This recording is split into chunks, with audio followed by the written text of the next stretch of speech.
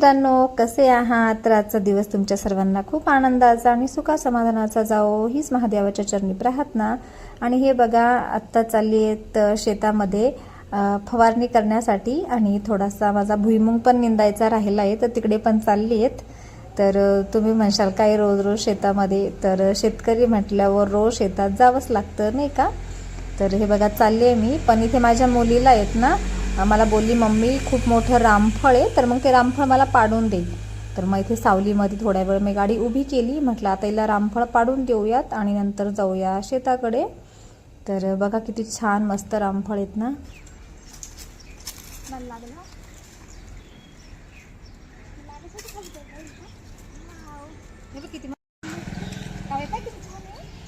आणि तिला रामफळ तोडून दिलं आणि तिला म्हटलं घरात जाऊन पिकत घाल, हे नाही का इतकं पिकलेलं नाही आहेत। आणि नंतर आलो शेतामध्ये। तर हे बघा इकडे शेतामध्ये आलो आहेत। तर इकडे म्हटलं आता थोड्याशा मकाच्या ज्या सऱ्या होत्या ना, त्या फर्टेरा टाकायचं राहिलं होतं मकाला। तर म्हटलं मी टाकून घेते, कारण की एका साईडने आहेत ना मका खूप छान झाली आहे, पण एका साईडनं थोडीशी अळी लागली आहेत नाही का, कीड लागली आहेत। तर नेमकं काय होतं, जी अळी आहेत ना ती अळी नेमकी जो मकाचा कोंब आहे वरचा, तो कोंबच खाऊन टाकते। तर मग त्याच्यामध्ये म्हटलं थोडंसं फर्टेरा टाकून देऊया, ते जे पण झाडं असे खाल्लेली आहेत ते। तर इकडे फर्टेरा टाकत आहेत मी सगळ्यांमध्ये। आणि नंतर मग हे काम झालं की नंतर मग जाणार आहेत मी भुईमुंग निंदायला नाही का। तर मग राहा व्हिडिओमध्ये।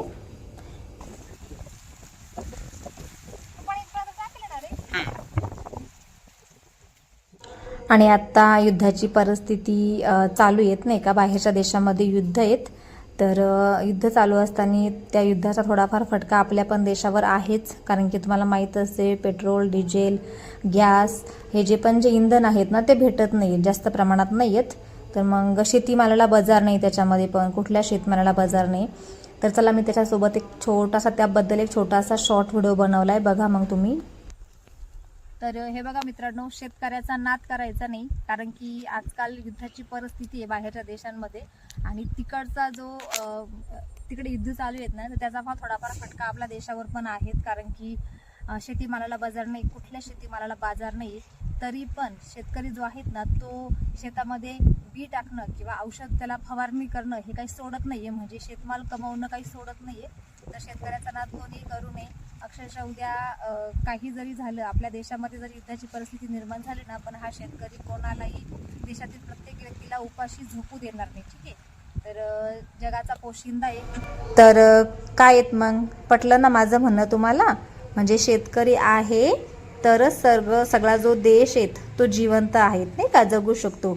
कारण की शेत नसेल, शेतामध्ये शेतमाल जर नसेल तर लोक उपाशी मरून जातील। आणि तुम्हीच बघा, कोरोना काळ आला, युद्धाची परिस्थिती निर्माण झाली, किंवा आपल्या देशामध्ये कुठलं पण संकट येऊ, नैसर्गिक कुठलं पण मोठ्यात मोठं संकट येऊ, पण शेतकरी हा कोणालाही उपाशी झोपू देणार नाही। म्हणजे सगळ्यांसाठी तो पिकवतो। अक्षरशः तुम्ही त्याच्या मालाला भाव द्या अथवा नका देऊ, पण तो त्याचं पिकवणं काही सोडत नाही। आणि देवाच्या भरोशावर तो शेतामध्ये लाखोनी रुपये टाकत असतो। तो हा विचार करत नाही की उद्या त्या शेतामधून किती उत्पन्न निघेल की नाही, असा त्याचा बिलकुल विचार नसतो, पण फक्त त्याचं पिकवणं तो सोडत नाही। म्हणून थोडंफार सरकारने शेतकऱ्यांकडे लक्ष द्यावं, हेच मला माहिती आहे। अजून बघा, एक 10 वर्षानं अक्षरशः शेती कुठे दिसणारच नाहीत नाही का, म्हणजे सर्वीकडे हे असं इमारतीचं सिमेंटाचं जाळं होऊन जाईल। तर पटलं तर बघा माझं म्हणणं तुम्हाला।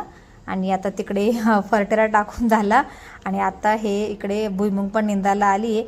आणि ऊन तर इतकं ऊन लागत आहेत, पण जर शेतकऱ्याला जर ऊन जर लागलं तर शेती कोणी करावी नाही का। तर सवय असते, मैत्री झालेली असते शेतकऱ्याची उन्हाशी, उन्हाशी, पावसाशी, निसर्गाशी धरायचं उदाहरणार्थ नाही का। तर मग काही नाही, शेतकऱ्याला सर्व सण करायची ताकद दिलेली आहे देवानं।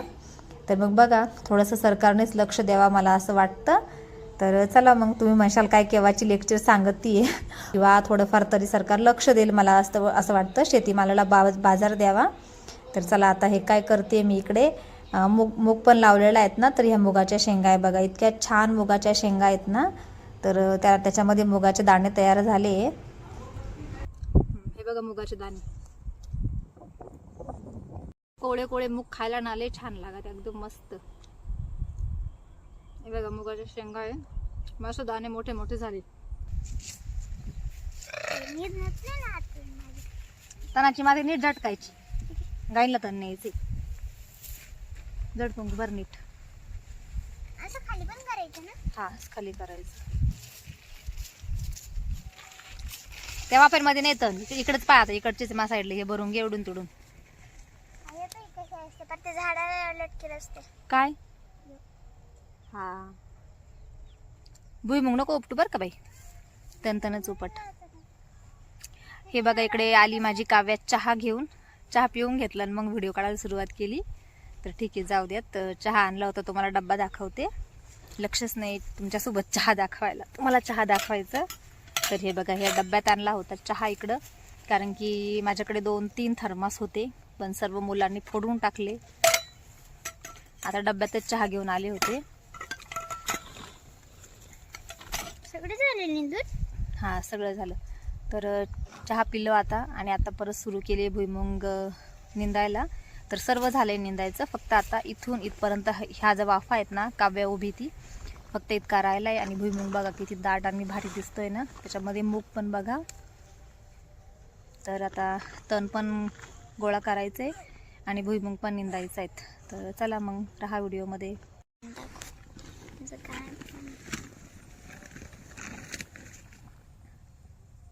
हे इकडचं सगळं तण भरून घे मस्त.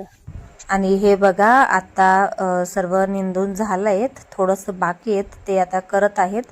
कारण की मागेच 1-2 दिवसापूर्वी झाला असता भुईमुंग निंदून, पण मग काय आहेत ना, मागे पाऊस आला, तर पावसामुळे 1-2 दिवस मग बंद ठेवला. आणि थोडंच राहिलं होतं, अर्धे वाफे होते 2. तर आज आली मी निंदायला फायनली. आणि एक साईडला मुलगा तण भरत आहेत, आणि मी इकडे जे राहिलेले वाफे आहेत ना, त्याच्यामधलं तण काढून घेते. आणि चहा वगैरे पिलो मस्त. संध्याकाळचे वाजलेत 6 वाजलेत. तर एका साईडला फवारा पण मारतायत, पाणी भरायचं पण काम चालू आहे. आणि इकडे मी निंदून घेते आहेत. आणि दुसरं म्हणजे मकाला फरटेरा पण टाकलं. आणि आता भुईमुगाचं काय होतं आहे, त्याला फुल लागली आहेत, तर तण थोडं मोठं झालं आहेत ना, मग ते काढायला गेलं की भुईमुगाचं झाड पण मोकळं होतं. तर मग त्याच्यामुळे अगदी मस्त आणि जपून निंदायचं काम चालू आहे माझं इकडे. तर हे बघा, भुईमुग कसा थोडासा पातळ आहे, पण मग बरा आहेत नाही का, छान होईल. तर हे बघा किती मस्त असं हिरवगार भुईमुग दिसत आहेत ना.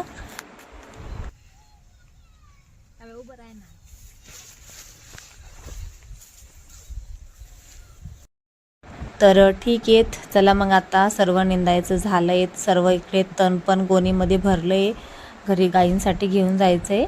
आणि आता मी इथेच व्हिडिओची एंडिंग करते, कारण थोडंसं पावसाचं वातावरण वाटत आहेत. तर चला मग